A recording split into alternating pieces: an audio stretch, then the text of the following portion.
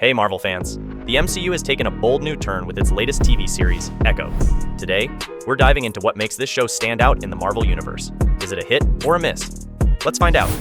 Launching on Disney Plus and Hulu, Echo marks a historic moment as the first MCU live-action spin-off post-Hawkeye. This TVMA series brings back Alaqua Cox as Maya Lopez alongside fan favorites Charlie Cox's Daredevil and Vincent D'Onofrio's Kingpin. The series has received mixed reviews. While it's praised for its character-driven focus and groundbreaking action, some feel it falls short in delivering a compelling Marvel story. Echo is a bold experiment in the MCU, offering a fresh perspective. Variety writes in the review headline, Disney Plus Echo fails to live up to the potential of its Marvel superhero TV review, and says, had the series been tapered down, the pacing would have aided in capturing Maya's pent-up emotions and vulnerability, keeping viewers invested in this anti-hero overall and not just enraptured in the fighting and shooting sequences. Unfortunately, despite its positive and important elements, Echo mostly feels like filler. Let's start with the letterbox. Someone warn Maya, there's a talking raccoon who likes to steal prosthetics. It's like the bottom of the barrel for Marvel TV shows. It was super boring and just overall meh, and I still couldn't get why Echo got her own series. She just didn't seem that interesting in Hawkeye. So disappointing. Someone care to explain what Marvel is playing at? Mixed bag on every front. I enjoyed a lot of the acting though. Chask Spencer is probably being my favorite of the bunch. Echo kicks off with Maya Lopez returning to her Oklahoma hometown. We see her dealing with her Choctaw roots and the looming shadow of Kingpin. Critics have lauded Alaqua Cox's performance, praising her grit and intense portrayal of Maya.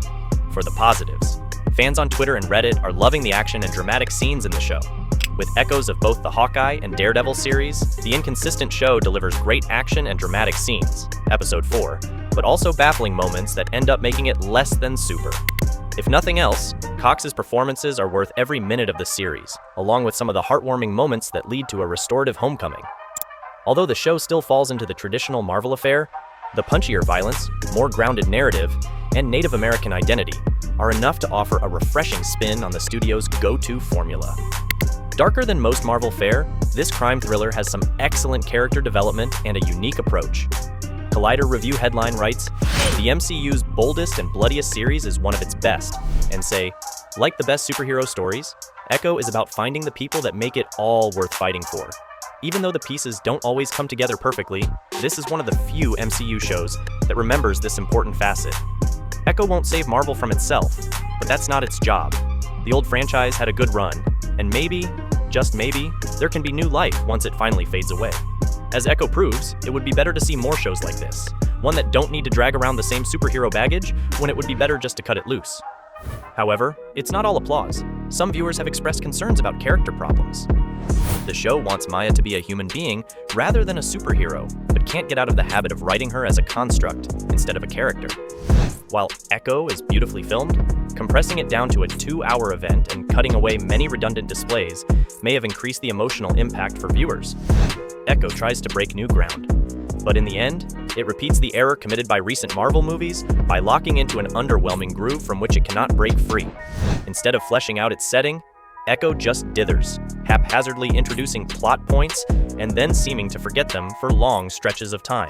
Echo has a 73% critic score and a 63% audience score on Rotten Tomatoes. Echo sets itself apart with a more mature, dark, and violent tone, a departure from typical MCU productions. However, it has faced some criticism for its pacing and narrative structure, with some episodes described as uneven. So, is Echo worth your watch?